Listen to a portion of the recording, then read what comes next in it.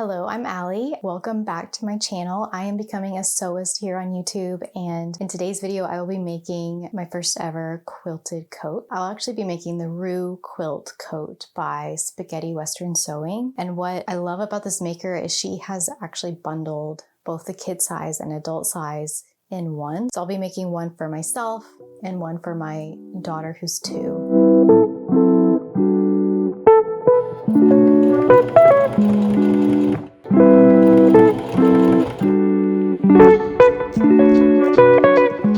I'm excited about this project. So let me tell you what I already have going on here. This is like a project I've been wanting to make for like years. So I had this all like mounting pressure of like, oh, it needs to be like perfect. It needs to be like white. And then like I had this vision that was too much. And so I like brought it back down. I was like, okay, I'm going to use what I have on hand. I'm going to make these quilted coats and I think they're going to be adorable. And then once you have the pattern, you can make it again, right? So once I build some more skills up, this is my first ever quilt. This is my first ever coat, much less quilted coat. So I thrifted these, I think they're cotton bed sheets. I thrifted 2 of these. So this will be like the outside layer of the coat. And then this bed sheet, which is lovely, like white and brown checkered material. And that's the inner lining. And then of course I got cotton batting to go in the middle. Oh, and then my father-in-law gave me this huge stack of fabric. Part of that was this like really fun purple corduroy material. And there's just enough here to make both of our collars out of it. So that will be just a really nice touch, I think. Okay, I did have to buy a few materials, a few things I didn't have in order to make this project. So I have a quilting ruler. I think this should be bigger, but we're gonna make it work. And then I have like the multiple fabric layer foot accessory for my machine. And then I got the curved safety pins so I can do my basting with that. Oh, and I have a hair marker. So what I've done so far, I made bias tape, which is totally doable. It took a while, but it was doable. And I have a feeling I'm going to need more between the 2 coats. And then, this obvious thing over here. So I prepped all of my quilt sandwiches, or at least the layers themselves, for both coats here. And so now I have like a sample sandwich. I'm going to be trialing my chosen pattern, quilting pattern on it to see how it goes and then throwing it in the wash machine. Let me show you my pattern of choice. Because it's like a plaid and it's not completely even. I got Luke's help too. He made a good point. Like you don't want it to look like you tried to match it and then it's like not perfect. Instead, I'm going to go the opposite way and do like big diamonds that aren't like competing with the lines that are already on here. And then I'm not going to worry too much about what the inside looks like. I think it'll just be what it is and it'll be nice. But this is this bottom corner one is the one I'm going to go for. So time to mark it, pin it, install this. Install is the word. Install this on my machine. I'm just going to be using a white cotton thread because I think I'll like that pop of white on it.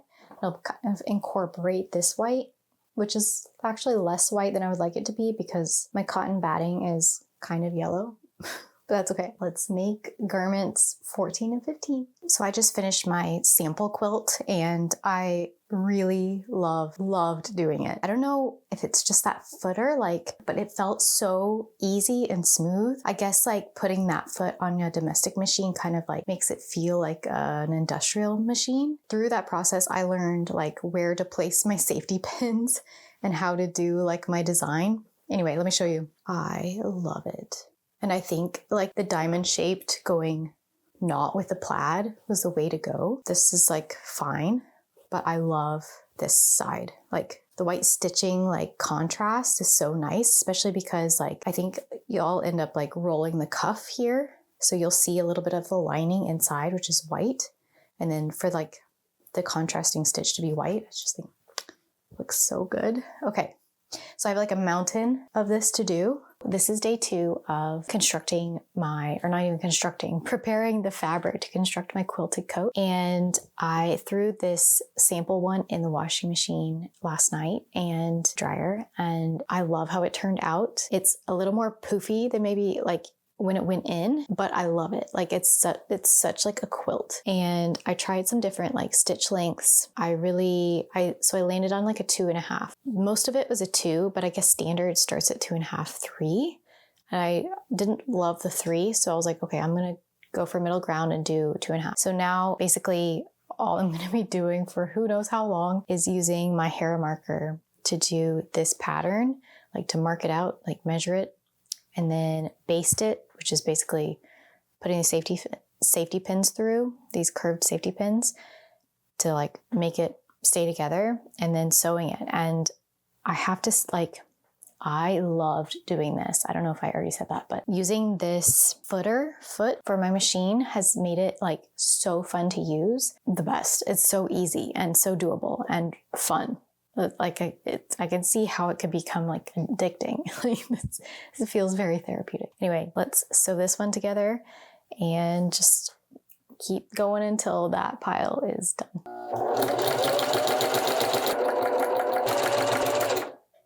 Okay, today is the day we began construction of the quilted coat. We're finally here. So I have prepped all of my quilted fabric. I washed it, dried it, gave it a little press, and now I'm just ready to cut out all my pattern pieces from these. I think I like overdid it on the extra space for all the pattern pieces, which kind of makes me sad because I'm gonna have some waste. But it is what it is. It's a learning process. So yeah, I'm going to cut it out and then we can begin construction, which is so exciting. I really want to wear this coat and Rosie's coat, which I did go ahead and construct hers, and I will show you at the end. It's nearly done and I'm really happy with it. I broke 2 needles in the process of doing Rosie's. Well, I broke one snapped and then one bent.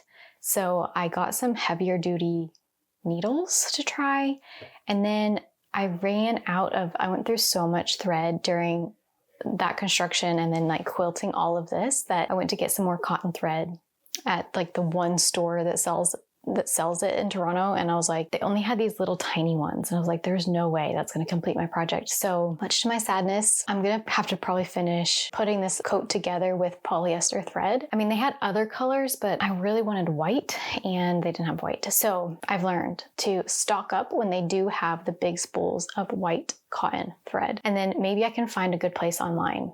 Let me know if you know a good source for cotton thread. So yeah, it is what it is. It's fine.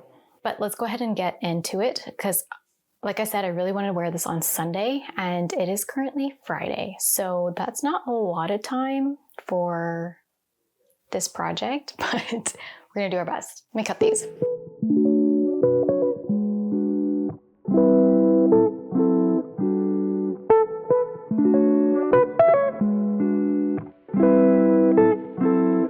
All right, so now that all my pattern pieces are cut out, I'm going to be finishing my pockets. So I decided to go with this style pockets, which you finish with bias binding, which I've already prepped. I'm just going to be attaching my bias binding. The big thing is to pin this. Also, I got clips for this project and it has changed my life. Like, it's so much faster than pinning everything. Unbelievable. I'm just going to pin my bias binding on both of these, and then we'll sew that first one.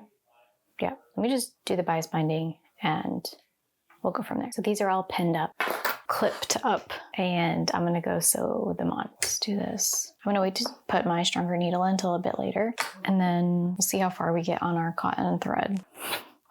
I still have my quilting foot on here. Okay, everything's been switched. We're ready to actually start. Let's attach this.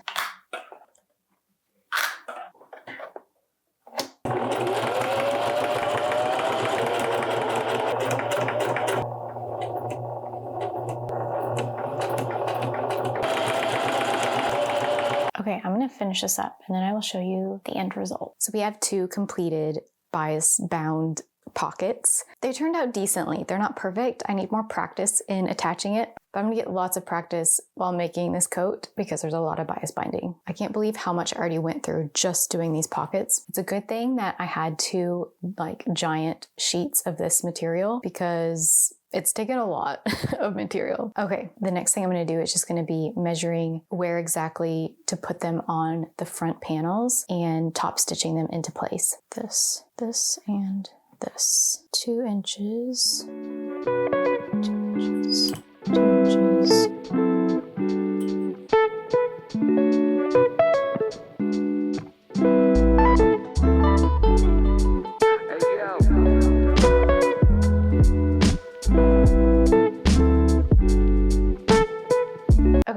surprise try on here.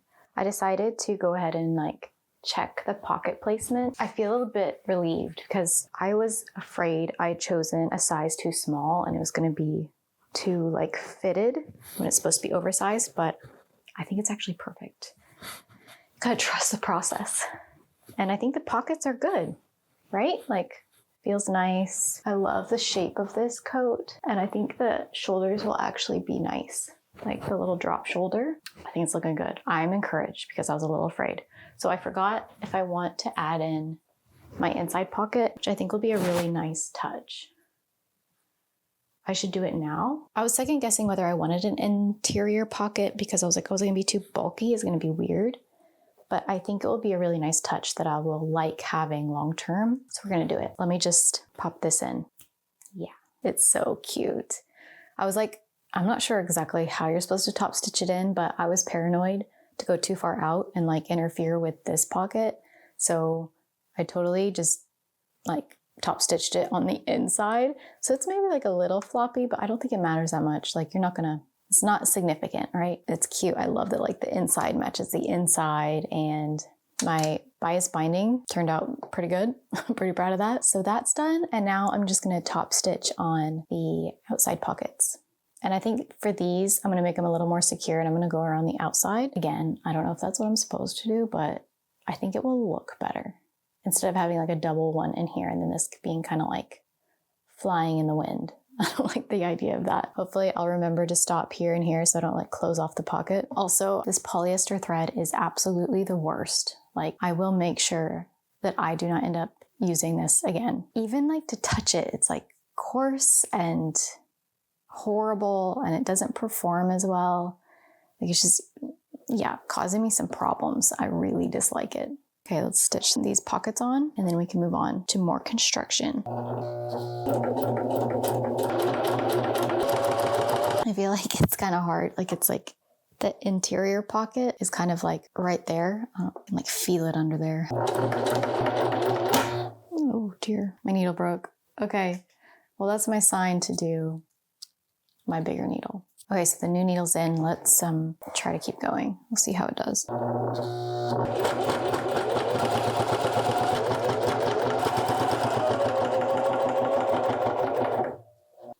It's attached. This is a little sketchy here, but that was kind of a stressful corner. I'm really glad I went with like the outside because now it's tacked on so nicely. It looks good.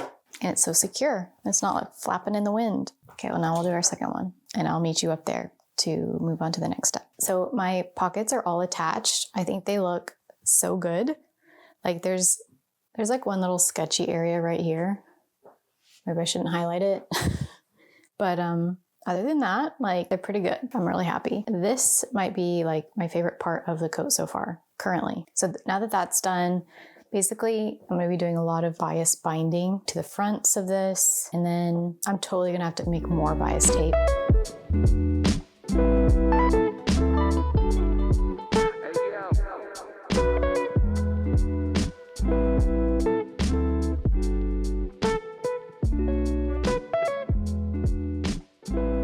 Okay, so I made like the most massive thing of bias binding, which takes like 400 years to do. Not even exaggerating, but hopefully it's worth it. Hopefully I didn't overdo it. Let me just attach this and do that. And then we will come back together to start actually putting it together to make our coat.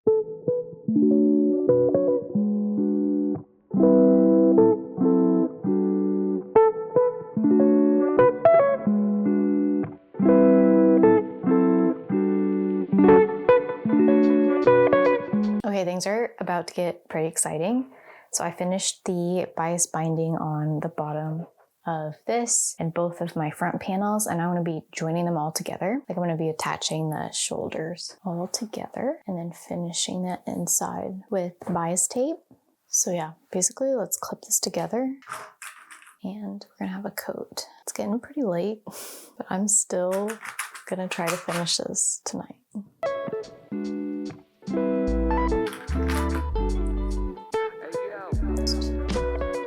The basic, okay, and then 1 centimeter seam allowance. Kind of want to mark that. So it's crazy how this all like ties together. So you want this to be a centimeter and you want to do it accurately because your bias binding is measured out to cover this like perfectly. So you don't want to like sew this too big, like too much or too little, because your bias binding will just like cover it perfectly if you do it right. And if you did your bias binding right. These are the things I'm learning. Let's go sew this. So those are attached. I'm gonna use some more bias binding here, but not like tons. Then I think you're pressing towards back and edge stitch the seam flat. Okay, so I'll turn my iron on.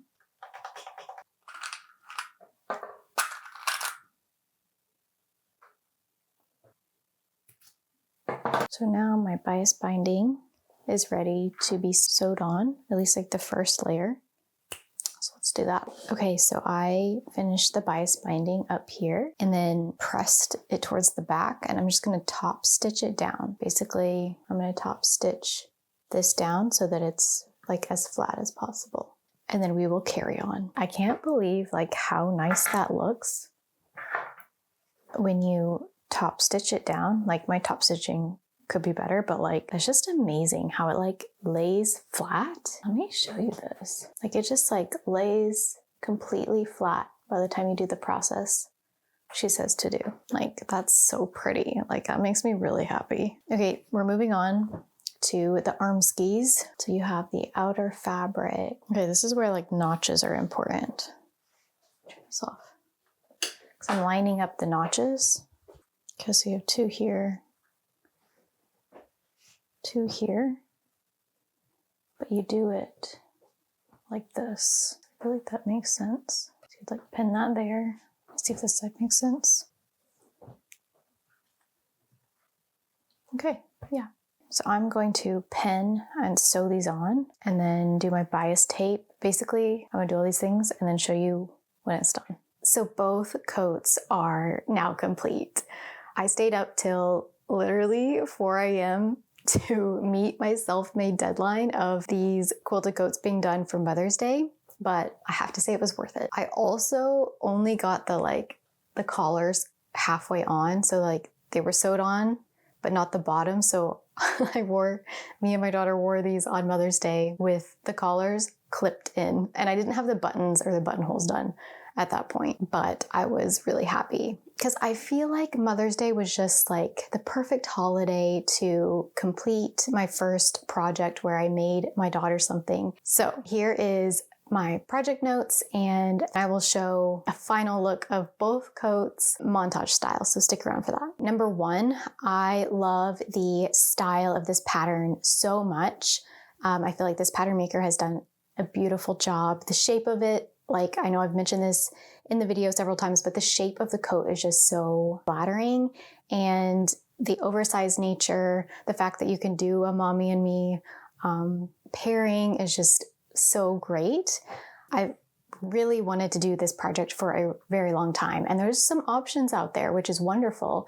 But I'm really happy that I chose this particular pattern by Spaghetti Western Sewing because I'm thrilled with how it turned out, and I'll definitely be using the pattern in the future for like a good Christmas coat or something. And I've gotten so many compliments, especially when me and Rosemary are both wearing it. So many compliments, even when I'm just wearing it. People love this coat, and they're always surprised that it was handmade if I choose to share it, that it was homemade. Project note number 2, let me show you the collar. Here is my coat. I just love her so much. But here's the collar. So I love this fabric, I think in part because this is like a spring coat, right? So you have kind of muted spring hues. And then I love the white and the brown. I think it's because I've been really drawn to purple foliage in the springtime the last few years. Like I just think it's like so beautiful. When I had this in like my fabric stash, I was like, it's perfect. I totally didn't even think about cutting it on the bias because I was focused on like the stripes, and I didn't even realize what I had done wrong. So I was like, is it the hand sewing that went wrong? Or like, because it is a little bit like puckered here. And so I asked, my sister is actually a professional seamstress, and I was like, what is wrong with my collar? Like, how do I fix this? How do I make it look better? And she was like, I don't think you cut it on the bias. So it's like, I didn't even think about that. I was just focused on the stripes. Yeah, we tried to troubleshoot like how I could make it look better. But at the end of the day, I was like thinking about it and I was like, I think if I start like trying to sew more on it and try to shape it and like whatever, I think I might ruin it. It might look worse. That's something to note. If you're using your own fabric to do your own kind of collar, cut it on the bias if you want it to like be shaped and be able to stretch around properly. Yeah, here's Rosie's. Hers is like a smaller version, but you can kind of tell it doesn't like lay perfectly. I'm still happy with it. Project note number 3, sewing a toddler sized item of clothing was so fun. It was my first time doing it. And number 1, it takes such little fabric. And number 2, it's so quick because it's so small. I think I'm so used to sewing my sized clothing items that like sewing something for a toddler was just really fun. Project note number 4, I might say this about every project, but this is definitely my favorite project to date. And I think through this process, I showed you this, yeah. Through the process of making these coats, I've been saying like, so I've been learning to sew for the last 8 months ish. And I've been saying, oh, I'm becoming a sewist. And I think finishing this project has given me the confidence of like, I am a sewist now. Like, I feel like this has like taken me to the other side where I'm like, I know how to sew. Like, I can do this. I'm now a sewist. It was just such a rewarding project and my favorite to date. Also, I don't know if I showed you my buttons. Yellow has been one of my favorite colors forever. And I had this like glass jar of hand-me-down buttons from Luke's family. So I just like searched through that. It's not a big jar, but I searched through that jar to see like, okay, what buttons can I use that I already have? And so I found all these little yellow buttons. So for Rosie's coat, hers is like a 2-hole button, just is like this little pale yellow. And I think with the purple, it just is so cute. And then for mine, and I totally sewed her buttons on the wrong way, but I was like, oh, Luke, I did this wrong. Maybe he pointed it out. But what's actually is like a happy accident is like, so Rosie can't really button her coat herself, but it makes it easier for the adult. Like how I put it on the wrong side actually makes it easier for you as the buttoner from the outside to button it. So I feel like it was a happy accident. And then for my coat, I found a similar yellow button color. I also love how it turned out. So mine's like a 4-hole, and I like that it's bigger than Rosemary's little buttons. And yeah, I'm happy, very happy. Oh, and I also love, I was gonna show you, so my embroidered tags live on. I'll show you Rosemary, no, I'll show you mine first. So the Rue Quilted Coat for Mommy, project number 14. And then here's Rosemary's. So the Rue Quilt Coat for Rosemary, project number 15. So that's all for my project notes, and stick around for the montage. Thanks so much for watching, and come sew with me again soon. Bye. Oh, P.S. I made way too much bias tape.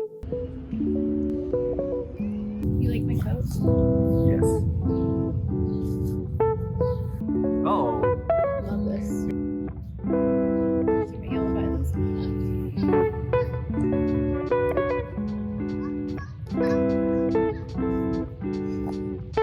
Looks like it's.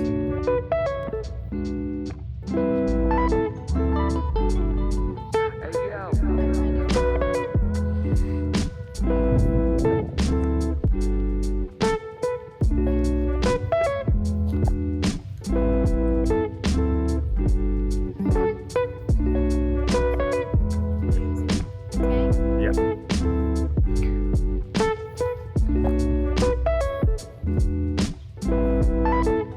Oh, and then show Rosie's. Okay. You like your coat? Yeah.